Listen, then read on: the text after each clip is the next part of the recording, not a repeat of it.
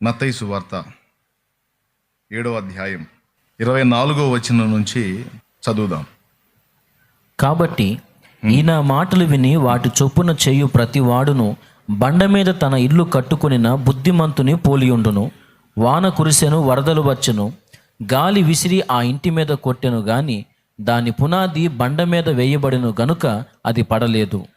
మనం చదువుకున్నటువంటి ఈ వాక్య భాగంలో సాక్షాత్తు యేసు ప్రభు వారే పంచుకున్నటువంటి మాట ఇది. నా మాటలు విని వాటి చొప్పున చేయు ప్రతివాడు బండ మీద తన ఇల్లు కట్టుకొనిన బుద్ధిమంతుని పోలి ఉండును. వాన కురిసెను, వరదలు వచ్చెను, గాలి విసిరి ఆ ఇంటి మీద కొట్టెను గాని దాని పునాది బండ మీద వేయబడెను గనుక అది పడలేదు. నా మాటలు విని వాటి చొప్పున చేయని ప్రతివాడు ఇసుక మీద తన ఇల్లు కట్టుకొనిన బుద్ధిహీనుని పోలి ఉండును. వాన కురిసెను, వరదలు వచ్చెను, గాలి విసిరి ఆ ఇంటి మీద కొట్టెను, అప్పుడు అది కూలబడెను, దాని పాటు గొప్పదని చెప్పెను. ఈ విషయాన్ని నాకు తెలిసి మీరు చాలాసార్లు చదివి ఉండొచ్చు. నేను ఇదే వచనంలో నుంచి ఉపదేశం చేసినప్పుడు కూడా మీరు చాలాసార్లు విని ఉండొచ్చు. ఈరోజు మరొక విషయాన్ని ఇందులో నుంచి మీతో పంచుకోవాలని పరిశుద్ధాత్మ ద్వారా ప్రేరేపించబడ్డాను. మనం ఈ విషయాన్ని గురించి కొంచెం ఆలోచిద్దాం. యేసు ప్రభు ఇక్కడ 2 సంగతులు స్పష్టపరుస్తున్నాడు. 2 సంగతులు. యేసు ప్రభు మాటలు విని ఆయనతో జీవితాన్ని కొనసాగించడానికి లేదా ఆయనతో నడవటానికి ఇష్టపడి వచ్చేటువంటి వ్యక్తులు గుర్తుపెట్టుకోవాల్సిన 2 ప్రాముఖ్యమైన విషయాలను యేసు ప్రభు ఇక్కడ మన దృష్టికి తీసుకొస్తున్నాడు. వాటిలో మొట్టమొదటిది పునాది అనేది మొదటి విషయం. పునాది అంటే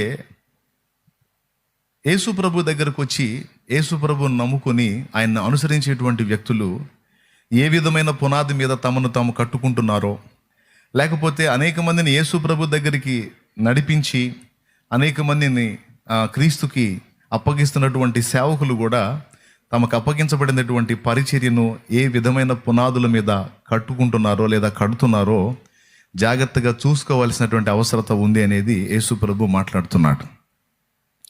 పునాది పటిష్టంగా ఉంటే దాని మీద కట్టబడే నిర్మాణం పటిష్టంగా ఉంటుంది. పునాది బలహీనమైందై ఉంటే పైన కట్టబడే కట్టడం కూలిపోతుంది. ఇది మనం దృష్టిలో పెట్టుకోవాల్సినటువంటి మొదటి సంగతి. రెండవది ఏంటంటే వాన వచ్చెను, వరదలు వచ్చెను, గాలి విసిరి ఆ ఇంటి మీద కొట్టెను అనే మాట రెండవదిగా ప్రభు గుర్తు చేస్తున్నాడు. కట్టబడినటువంటి ఇంటి మీద నువ్వు గట్టి పునాది వేసుకొని దాని మీద కట్టుకుంటావో, లేకపోతే ఇసుక లాంటి బలహీనమైనటువంటి పునాది మీద కట్టుకుంటావో, నువ్వు ఎలా కట్టుకున్నా నీకు ఒకటి మాత్రం ఖాయం. యేసు ప్రభుతో జీవితాన్ని పంచుకోగోరినటువంటి వ్యక్తులు ఖచ్చితంగా ఈ 3 ఎదుర్కొంటారు. వానను ఎదుర్కొంటారు, వరదలను ఎదుర్కొంటారు, పెనుగాలుల్ని కూడా ఎదుర్కొంటారు. అంటే మీకు అర్థమైపోయింది ఈజీగానే. యేసు ప్రభువులో జీవితాన్ని ప్రారంభించిన వాళ్ళకి జీవితం సుఖవంతంగా, విలాసవంతంగా, సౌకర్యవంతంగా ఉంటుందని అనుకోవద్దు. ఎందుకంటే లోకంలో నుండి మనం వేరుపరచబడ్డాం, మనం దేవుని రాజ్యానికి నిర్ణయించబడ్డాం. లోకంలో నుండి మనం వేరుపరచబడ్డాం, ప్రత్యేకించబడ్డాం, మనం దేవుని రాజ్యానికి నిర్ణయించబడ్డాం. లోకం పొందే భోగమంతా కూడా ఇక్కడే ఉంటుంది, ఇక్కడే అయిపోతుంది, ఇక్కడే దాని చరిత్ర క్లోజ్. కానీ మనం పొందబోతున్నటువంటి స్వాస్థ్యం పరలోకంలో ఉంది. అది అక్షయమైనది, శాశ్వతమైనది, నిత్యత్వపు విలువలు కలిగింది. ఆ శాశ్వతమైనటువంటి నిత్య జీవాన్ని అలాగే నిత్య స్వాస్థ్యాన్ని కూడా మనం పొందడానికి పిలువబడ్డాం. అయితే మనం అలా పిలువబడ్డప్పుడు మరి మనకి ఒక శత్రువు ఉన్నాడు. ఆ శత్రువు పేరు అపవాది లేక సాతాను అని బైబిలే సాక్ష్యం ఇచ్చింది. అలాగే వాని సంబంధమైనటువంటి దూతలు, వాళ్ళ ద్వారా వచ్చేటువంటి వాన కావచ్చు, వరదలు కావచ్చు, పెనుగాలి కావచ్చు, మన విశ్వాస జీవితాన్ని కూల్చేయడానికి, పునాది మీద మనం కట్టుకున్నటువంటి నిర్మాణాన్ని బ్రద్దలు చేయడానికి వాడి వంతు వాడు నిరంతరం దాడి చేస్తానే ఉంటాడు. ఇప్పుడు ఒక ఇల్లంటూ కట్టబడింది అంటే దానికి వాన, వరదలు, గాలి వచ్చే అవకాశం ఉందా లేదా? ఇప్పుడు మీరందరూ ఇళ్లలోనే నివాసం ఉంటున్నారు, నేను కూడా ఒక ఇంట్లోనే నివాసం ఉంటున్నాను. మీరుండే ఇంటికైనా నేనుండే ఇంటికైనా వాన తాకిడి ఉంటుందా ఉండదా? నోరు తెరిచి పెద్దగా చెప్పండి. ఉంటుందా ఉండదా? రైట్. వరదల తాకిడి ఉంటుందా ఉండదా? 2. పెనుగాలుల తాకిడి ఉంటుందా ఉండదా? ఎప్పుడు? 10 సంవత్సరాలకు ఒకసారా, 20 సంవత్సరాలకు ఒకసారా, లేకపోతే బ్రతుకు మొత్తంలో ఒకసారా, లేకపోతే ప్రతి సంవత్సరమా? చెప్పండి. ఖచ్చితంగా ప్రతి సంవత్సరం. కొన్నిసార్లు వేసవి కాలంలో భయంకరమైనటువంటి పెనుగాడ్పులు వచ్చే అవకాశం ఉంటుంది. వేసవి కాలంలో సుడుగాలు ఎక్కువ వస్తూ ఉంటాయి. వర్షాకాలంలో గాలి వానలు కూడా వచ్చే అవకాశం ఉంటుంది. ఓకే, ఉండదా? ఒక్కోసారి వరదలు వస్తాయి. వాన వస్తేనేమో ఒక రోజు పూట పడిపోద్ది. వాన వస్తే రోజులో 2 సార్లు 3 సార్లు పడిద్ది. వరదలు వస్తే అలా కాదు, 4-5 రోజులు తుఫాను పట్టిద్ది, 3-4 రోజులు తుఫాను పట్టిద్ది. తుఫాను బట్టి కొడతా ఉంటుంది ఇక. అవునా? అది 3-4 రోజులు ఎడతెరిపి లేకుండా వర్షం కురుస్తూ ఉన్నందున ఇళ్ళ చుట్టూ నీళ్లు. ఒక రకంగా చెప్పాలంటే మన సమాజాలు చెరువుల్ని తలపోసే విధంగా ఉంటాయి, తలపించే విధంగా ఉంటాయి. మన ఇళ్ళ చుట్టూ నీళ్ళే. ఈ అనుభవాలు మీకు ప్రతి ఏటా తగులుతాయా, లేకపోతే ఎప్పుడన్నా ఒకసారి తగులుతాయా? ప్రతి సంవత్సరం వర్షాకాలంలో కనీసం గట్టి వానలు 4-5 మనం ఎదుర్కొంటాం. అవునా? ఇక్కడ గ్రహించాల్సింది ఏంటంటే, ఒక ఇల్లు అంటూ కట్టుకున్న తర్వాత మనం ఉన్నంత వరకు, ఆ ఇల్లు ఉన్నంత వరకు ప్రతి సంవత్సరం దానికి గాలి దెబ్బ తగిలిద్ది, అలాగే వాన దెబ్బ తగిలిద్ది, వరదల దెబ్బ కూడా తగిలిద్ది. వాన పడ్డప్పుడేమో జస్ట్ పైన నీళ్లు పడిపోతాయి, గాలి కొట్టినప్పుడేమో అవసరమైతే ఇల్లుని కదిలించేంత పెనుగాళ్ళు వచ్చి కొట్టే అవకాశం ఉంటుంది. వరదలనుకో ఇంటి చుట్టూ నీళ్లు నిలబడి ఇంటిని నానబెడతాయి, అంటే ఇంటి పునాదుల్ని నానబెడతాయి. ఒకవేళ పునాదులు పటిష్టంగా లేవనుకో, ఆ నీళ్ల తాకిడికి, ఆ ఫ్లోటింగ్కి ఇల్లు కూలే అవకాశం ఉంటుంది. మనం కట్టుకున్నటువంటి గోడలు, మట్టి గోడలు, పునాదులు సరిగా లేవనుకో దొర్లి పడతా ఉంటాయి అవి. అలా ఇల్లు కూలి చనిపోయిన వాళ్ళు చాలామంది ఉన్నారు. మనం ప్రతి సంవత్సరం మనం చూస్తూ ఉంటాం. ఇప్పుడు కేరళలో మీరు గమనించండి, ప్రతి సంవత్సరం ఈ జలప్రళయం వస్తూనే ఉంటుంది. కొంత నష్టం జరుగుతూనే ఉంది, ప్రాణాలు పోతున్నాయి, ఇళ్ళు కూలిపోతున్నాయి, గ్రామాలు కొట్టుకుపోతున్న పరిస్థితి దాదాపు ప్రతి సంవత్సరం కొంతవరకైనా సరే కేరళలో మనం చూస్తున్నాం, అలాగే మన రాష్ట్రాల్లో కూడా మనం చూస్తున్నాం. ఓకేనా? అంటే దీన్ని బట్టి మనకు అర్థమవుతుంది ఏంటంటే, ఒక ఇల్లు అంటూ నిర్మాణం అయిన తర్వాత దానికి ఎప్పుడో ఒకసారి తుఫాను, ఎప్పుడో ఒకసారి లేదా సంవత్సరాలకు ఒకసారి కాదు, తరచుగా అది గాలి బారిన పడిద్ది, తరచుగా అది వానల బారిన పడిద్ది, తరచుగా అది వరదల బారిన పడిద్ది. అవునా? అలా పడినప్పుడు పునాది ఒకవేళ పటిష్టంగా కానీ ఉన్నట్టయితే, అది బండ మీద కట్టబడిన పునాదిగా కానీ ఉన్నట్టయితే వాన కురిసినా ఇబ్బంది లేదు, వరదలు వచ్చి 4 రోజులు ఇంటి చుట్టూ నీళ్లు ఫ్లోటింగ్ ప్రవహించినా ఇబ్బంది లేదు, పెనుగాలి వీచినా దానికి ఇబ్బంది లేదు. ఎందుకంటే దాని పునాది బండ మీద ఉన్నప్పుడు, పునాది గట్టిగా ఉన్నప్పుడు ఎన్ని ప్రతికూలతలు వచ్చినా ఇల్లు కూలదు. అలా కాకుండా పునాది బలహీనమై ఉందనుకో, వానొచ్చినా, గాలి వచ్చినా, వరద వచ్చినా అది అడ్రస్ ఉండదు, కుప్ప కూలిపోద్ది. ఈ మాట నేను మీకు ఎందుకు చెబుతున్నానంటే, చాలామంది యేసు ప్రభు దగ్గరికి చాలా ఉత్సాహంగా, ఉల్లాసంగా వస్తారు. వచ్చిన వాళ్ళు ఆవేశాలతో దేవుణ్ణి ప్రేమించినట్టు హడావుడి చేసి, ఇక దేవుడే సర్వస్వం, దేవుడే ప్రపంచం, ఇక దేవుడే లోకం, ఇక అంతా ఆయనే నాయన అని బాప్తీసం కూడా పొందుతారు. బాప్తీసం పొంది కొంతకాలం అయిన తర్వాత నేను కొంతమందిని గమనించాను, వాళ్ళు మళ్ళీ యేసు ప్రభును విసర్జించి మళ్ళీ లోకానుసారమైన జీవితంలోకి వెళ్ళిపోయిన జీవితాలు కొన్ని నేను చూశాను. వాళ్ళు ఎంత ఆవేశంగా వచ్చారో, ఎంత హడావిడి చేశారో, అంతే ఆవేశంగా, అంతే హడావిడిగా మళ్ళీ వాళ్ళ లోకంలో కలిసిపోయారు. ఇలా కలిసిపోయిన వాళ్ళలో విశ్వాసులు ఉన్నారు, పరిచారకులు ఉన్నారు, కొంతమంది ఈ మధ్యకాలంలో సేవకులు కూడా కొంతమంది బయటపడుతున్నారు. ఒకప్పుడు అతడు యేసు ప్రభుని సేవకుడుగా సేవ చేశాడు, కొంతమందిని ప్రభులోకి నడిపించిన ఒక సేవకుడు ఈ మధ్యకాలంలో నేను యేసు ప్రభుని వదిలేస్తున్నాను, నేను మళ్ళీ నా పాత ప్రాచీన జీవితంలోనికి, ప్రాచీన భక్తి మార్గంలోకి నేను వెళ్ళిపోతున్నానని వెళ్ళిపోయినటువంటి వ్యక్తుల్ని కొంతమందిని మనం చూస్తూ ఉన్నాం. ఎందుకు వీళ్ళు ఇలా అయిపోతున్నారు, ఎందుకు ఇలా జరుగుతుంది అంటే, పునాది క్రమంగా లేకపోవటం. వాళ్ళు వేసుకున్న పునాది, లేకపోతే దైవ సేవకులు వాళ్ళకేసిన పునాది పనికి మాలిన పునాదిగా ఉన్నందున అలా విశ్వాస విషయంలో ఓడ బద్దలైపోయినట్టు, ఇల్లు కూలిపోయినట్టు వాళ్ళ బ్రతుకులు అయిపోతూ ఉన్నాయి. ఎంతమందికి అర్థమైంది ఇప్పుడు నేను చెప్పినంత వరకు? కానీ కొంతమందిని చూస్తే వాళ్ళు హతసాక్షులుగా కూడా మారిపోతున్నారు, కానీ ప్రభువుని మాత్రం వదిలిపెట్టట్లా.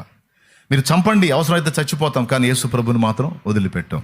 వాళ్ళ ప్రాణాలు పోయినా, లేకపోతే వాళ్ళ ఇంట్లో ఎవరి ప్రాణం పోయినా, లేకపోతే వాళ్ళ సమస్తం కోల్పోయినా, వాళ్ళు ఏం నష్టపోయినా సరే యేసు ప్రభువుని మాత్రం వదిలిపెట్టారు. ఎందుకంటే వారి పునాది బండ మీద కట్టబడిన ఇంటి వలె పటిష్టంగా ఉంది. కొంతమంది పునాదులు బలహీనంగా ఉన్నాయి, అవి కూలిపోతున్నాయి. కొంతమంది పునాదులు పటిష్టంగా ఉన్నాయి, నిలబడుతున్నాయి. ఇప్పుడు సేవకుడు ఆలోచించాల్సిన విషయం ఏంటంటే, నేను ఒక సంఘాన్ని కట్టాను, ఒక సంఘాన్ని నడిపిస్తున్నాను. అది 30 మంది కానీ, 50 మంది కానీ, 100 మంది కానీ, 200 కానీ, 400 కానీ, 1000 కానీ, ఇంకంతకంటే ఎక్కువ కానీ, నేను కట్టినటువంటి సంఘము ఎలాంటి పునాదుల మీద నేను కడుతున్నాను, ఆ పునాదులు ఎలా ఉన్నాయి, మరి ప్రతికూలతలు వచ్చినప్పుడు వాళ్ళు కూలిపోయే ఇళ్లలాగుంటున్నారా, లేకపోతే పటిష్టంగా ఎదురుతన్ని నిలబడేటువంటి వాళ్ళుగా ఉంటున్నారా అనేది ప్రతి సేవకుడు తన సంఘం విషయంలో కలిగి ఉండాల్సినటువంటి పరిశోధన, పరిశీలన.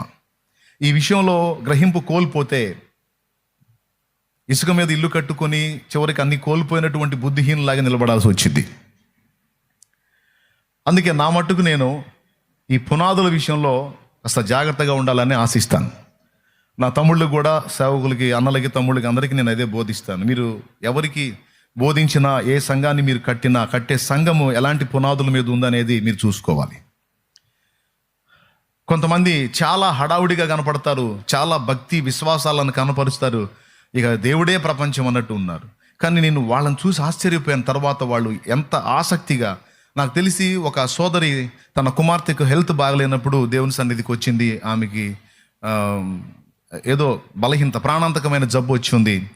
అయితే ఆమె డెడ్లీ కండిషన్లో ఉంది. ఆ టైంలో ఆ సోదరి ఆ పిల్లని తీసుకొని వచ్చింది. ఇక నాకు యేసు ప్రభువేనన్నా, నాకు సమస్తం ఆయనేనన్నా, నేను మాత్రం ఇంకా ఆయన్ని వదిలిపెట్టే ప్రసక్తి లేదన్నా. అంటే నేను అన్నాను, నీ కుమార్తెకు హెల్త్ బాగలేదని నువ్వు వచ్చావు, ఒకవేళ నీ కుమార్తెను దేవుడు తీసుకుంటే నువ్వు విశ్వాసంలో ఉంటావు అంటే, నేను నా కుమార్తె కాదు, నేను పోయినా కూడా నేను దేవునిలోనే ఉంటాను, నేను దేవుని విడిచిపెట్టను అని ఆమె హడావుడిగా మాట్లాడింది. సో ఆమె ఆసక్తిని బట్టి, నిజంగా ఆమె పట్టుదలను బట్టి నాకు సంతోషం కలిగింది. నేను ఆమెను నమ్మి బాప్తీసం ఇచ్చాను. నేను తర్వాత కొద్ది రోజుల తర్వాత మరి దేవుని చిత్తమైంది, ఆ పాపను దేవుడు తీసుకున్నాడు. కొన్నిసార్లు మనం భూమి మీద ఉంటాం, దేవుని చిత్తం క్షేమం మనకి. కొన్నిసార్లు మనం భూమి మీద ఉంటాం, దేవుని చిత్తం కానప్పుడు కొంతమందిని దేవుడు తీసుకుంటాడు, లేదా కొన్ని పరిస్థితులను బట్టి దేవుడు తీసుకుంటాడు. ఒక వ్యక్తి చిరుప్రాయంలో వెళ్ళడానికి, లేదా మధ్యస్థంలో వెళ్ళడానికి ఎన్నో కారణాలు ఉంటాయి. సహేతుకమైన కారణాలు చాలా ఉంటాయి, దేవుని దగ్గర ఉంటాయి. కొన్ని బైబిల్లో మనం పరిశీలించినప్పుడు మనకు అర్థమవుతాయి. సో ఆ పాపని దేవుడు ఎందుకు తీసుకున్నాడో, పాపం నేను ప్రార్థించాను, ఆమె ప్రార్థించింది. మరి కొంతమంది బ్రతికారు, కొంతమందిని దేవుడు తీసుకున్న చరిత్ర కూడా ఉంది. అది కూడా నేను చెప్తాను. ప్రభు చిత్తం కానప్పుడు, ప్రభు ప్రార్థన విని బాగు చేసినవి, ప్రభు చిత్తం కానప్పుడు తీసుకున్నవి కూడా కొన్ని ఉన్నాయి. ఏ కారణం చేత తీసుకున్నాడో, లేదా వారి విశ్వాస పరీక్ష నాకు తెలియదు. మొత్తానికి మాత్రం ఆ ప్రతికూలత ఏర్పడింది, ఆ పాపను దేవుడు తీసుకున్నాడు. ఆ రోజు నుంచి ఈ రోజు వరకు మళ్ళీ ఆమె కనపడలన్నాడు. ఆల్రెడీ ప్రాణాంతకమైన జబ్బుతో బాధపడుతున్న పాపం తీసుకొచ్చిన ఆ సోదరి ఆ రోజు నుంచి ఈ రోజు దాకా, ఆమె చనిపోయింది పాప, ఇంక అప్పటి నుంచి ఇప్పటిదాకా కనపడలా. అంటే బహుశా ఆమె ఎందుకు వచ్చినట్టు, ఆ పాప కోసం వచ్చింది. ఆ పాప బ్రతికితే మనం క్రీస్తులో ఉందాం, ఒకవేళ పాప చనిపోతే జంప్ అవుదాం. కానీ నాకు మాత్రం ఏం మాటలు చెప్పింది, పాప ఉన్నా పోయినా, నేనున్నా పోయినా యేసు ప్రభుని మాత్రం నేను వదిలిపెట్టను. ఆయనే లోకరక్షకుడు, ఆయన నా పాప విమోచకుడు. సో నేను ఆయన్ని ఒప్పుకుంటున్నాను, నేను అంగీకరిస్తున్నాను, నేను ఆయనతోనే ఉంటానని చక్కగా అన్ని చెప్పి రక్షణ పొందిన వ్యక్తి ఆ రోజు నుంచి ఈ రోజు దాకా మళ్ళీ కనబడలా. అంటే ఆమె విశ్వాసం దేన్ని ఆధారం చేసుకొని ఉంది? తగ్గితే నిలబడదాం, తగ్గకపోతే జంప్ అవుదాం.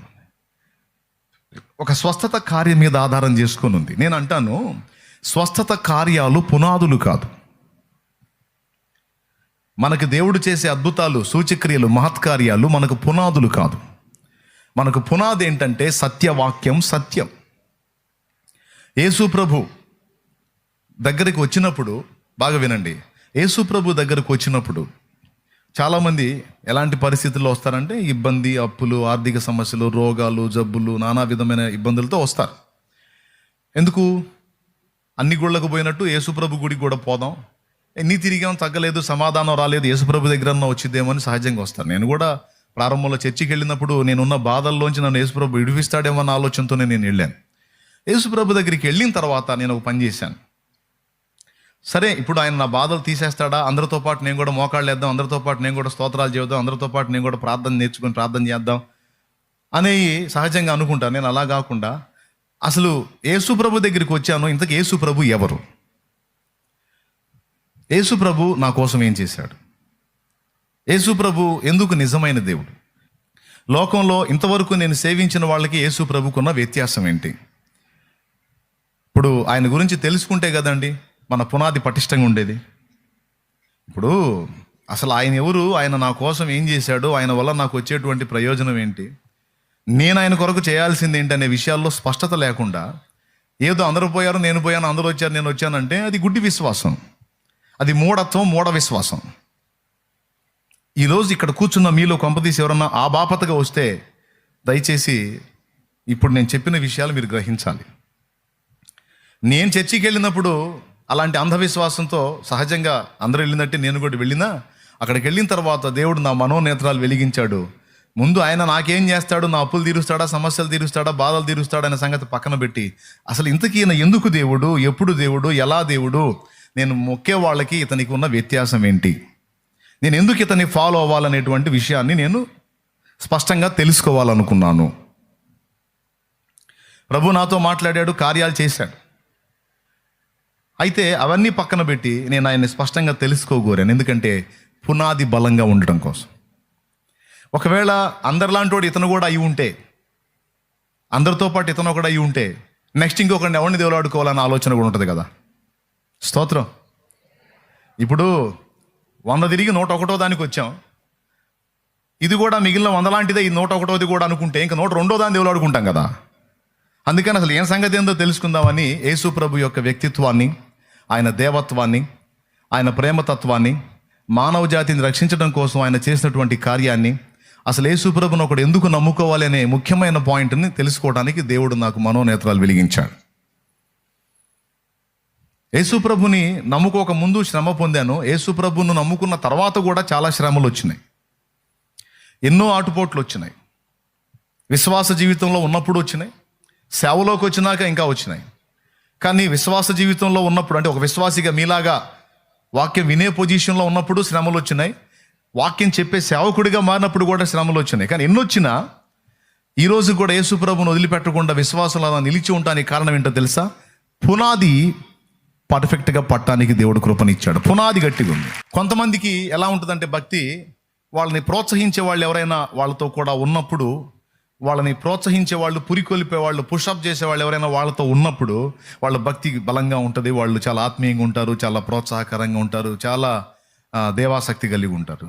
అలా ప్రోత్సహించే వాళ్ళు దూరం అయినప్పుడు వీళ్ళు వెళ్ళి లోకంలో కలుస్తారు. అప్పుడు అంత భక్తి చేసావు, అంత ఆసక్తిగా ఉన్నావు, ఇప్పుడేం లోకంలో తిరుగుతున్నావు అంటే నన్ను ప్రోత్సహించే వాళ్ళు ఎవరు లేరు. ఏ తల్లి నాకు ఈ ప్రభువుని పరిచయం చేసిందో ఆమె దూరం అయిపోయింది, తర్వాత నేను కూడా ఆయన వదిలేశాను. అదే ఆ అక్క ఉన్నట్టయితే, లేదా ఆ తల్లి ఉన్నట్టయితే, లేదా ఆ అన్న ఉన్నట్టయితే, లేదా ఆ తమ్ముడు ఉన్నట్టయితే నన్ను పిలిచికెళ్ళేవాళ్ళు, ఇప్పుడు నన్ను పిలిచేవాళ్ళు ఎవరు లేరు, అందుకని నేను ఇలాగ మళ్ళీ వెనక్కి వెళ్ళిపోయానని చెప్పిన వాళ్ళు కొంతమంది ఉన్నారు. అంటే వీళ్ళ భక్తి దేని ఆధారం చేసుకుంది అంటే పక్కన ప్రోత్సహించేవాడిని ఆధారం చేసుకుని ఉందన్నమాట. ప్రోత్సహించేవాడు ఉన్నప్పుడు లైన్లో ఉంటారు, ప్రోత్సహించేవాడు లేకపోతే ఈ లోకంలో కలిసిపోతారు. కానీ నాకు ప్రోత్సహించేవాళ్ళు లేకపోయినా, నేను వేరే ప్రాంతంలో వేరే ఊర్లో రక్షణ పొందాను, ఇక్కడ కాదు వేరే ఊర్లో రక్షణ పొందాను. అక్కడ నుంచి ఇంకొక ఊరికి వెళ్ళిపోయాను, అక్కడ నుంచి మళ్ళీ ఇంకొక ఊరికి వచ్చాను. నేను ఎక్కడ ఒక దగ్గర నికరంగా లేను. నికరంగా ఉంటే అక్కడ స్నేహితులు ఏర్పడతారు, సహవాసులు ఏర్పడతారు. ఒకవేళ నేను ఆత్మీయంగా దిగజారిపోతే నన్ను ప్రోత్సహించే వాళ్ళు ఏర్పడతారు. కానీ నేను 3 ప్రాంతాలు తిరిగాను. ఒక ఊర్లో రక్షణ పొందాను, ఒక ఊర్లో ఆత్మీయంగా ఎదగటం మొదలుపెట్టాను, అక్కడి నుంచి అనివార్య కారణాలను బట్టి మరొక ఊరికి వచ్చాను. చివరికి ఈ ఊరికి వచ్చినప్పుడు ఇక్కడ నన్ను ప్రోత్సహించేవాళ్ళు కానీ, నాకు భక్తిలో ఎంకరేజ్ చేసేవాళ్ళు కానీ ఎవరు లేరు. పైగా అగచాట్లు, శ్రమలు ఒక పక్క తరుముతున్నాయి, మరో పక్కనేమో సహవాసం లేదు. అయినా సరే దేవుని కృపను బట్టి నేను నిలబడి ఈ రోజు వరకు క్రీస్తుని విసర్జించకుండా క్రీస్తులో నిలబడి ఉండటానికి కారణం ఏమై ఉంటుందంటే, ఫస్ట్ దేవుని కృప, 2 ఆయన వేసిన పునాది. యేసుప్రభుని నమ్ముకోకముందు నా కుటుంబంలో వ్యక్తులు చనిపోయారు. యేసుప్రభు నమ్ముకున్న తర్వాత కూడా నా ఫ్యామిలీలో చనిపోయారు. అయినా నా విశ్వాసం నేను కోల్పోలా. అంటే ఏదో అద్భుతం జరిగితే ఉందాం, లేకపోతే వదిలేద్దాం అనేటువంటి భక్తి లేక విశ్వాసం, అది అవకాశవాదం, అది స్థిరంగా ఉండదు. మీ పునాది పటిష్టంగా ఉంటేనే మీరు బాప్తీసం దాకా రండి. అంటే ఎలాంటి ప్రతికూల పరిస్థితులు వచ్చినా, అద్భుతం జరిగినా జరగకపోయినా, అప్పు తీరినా తీరకపోయినా, రోగం తగ్గినా తగ్గకపోయినా, మా ఇంట్లో వ్యక్తులు ఉన్నా ఊడినా, ఆఖరికి నేనున్నా ఊడినా, నేనైతే యేసు ప్రభుని నిజమైన దేవుడిగా గుర్తించాను. నా జన్మ కర్మ పాపములన్నీ తొలగించి నన్ను పరలోక రాజ్యానికి చేర్చే ఏకైక దైవంగా యేసు ప్రభు నేను గుర్తించాను. ఒక దేవునికి ఉండాల్సినటువంటి క్వాలిటీస్ అన్నీ కూడా యేసు ప్రభులోనే ఉన్నాయని నేను గుర్తించాను. యేసులో ఉన్న ప్రేమ, పరిశుద్ధత, పరిపూర్ణత, ఒక దైవత్వపు సంపూర్ణత అనేది నేను ఇంకా ఎవరిలో గుర్తించలేదు. కాబట్టి యేసు ప్రభువే నా దేవుడు. ఆయన అద్భుతాన్ని చేశాడని లేదా చేయలేదని కాదు, చేసినా చేయకపోయినా ఆయనే నిజమైన దేవుడు అని నేను రూఢిగా నమ్ముతున్నాను. ఆయన గురించి కాస్తో కూస్తో తెలుసుకున్నాను. నేను ఎదుర్కొంటున్న భూమి మీద సమస్యలన్నీ సమస్యలు కావు. అవన్నీ నేను ఉన్నంత వరకే ఉంటాయి. కానీ వాటన్నిటిని వదిలేసుకొని కొంతకాలానికి నేను వెళ్ళిపోతా. కానీ అసలైన సమస్య నేను చచ్చాకే వచ్చింది. ఏంటంటే నరకం. నరకం నుంచి నా ఆత్మను రక్షించడానికి నా కోసం ప్రాణం పెట్టిన వారు ఎవరన్నా ఉన్నారని నేను వెతికితే, నా పాపములను తన మీద వేసుకొని మోసాను అని చెప్పిన వ్యక్తి ఒకే ఒకడు ఉన్నాడు, ఆయన ప్రభువైన యేసుక్రీస్తు.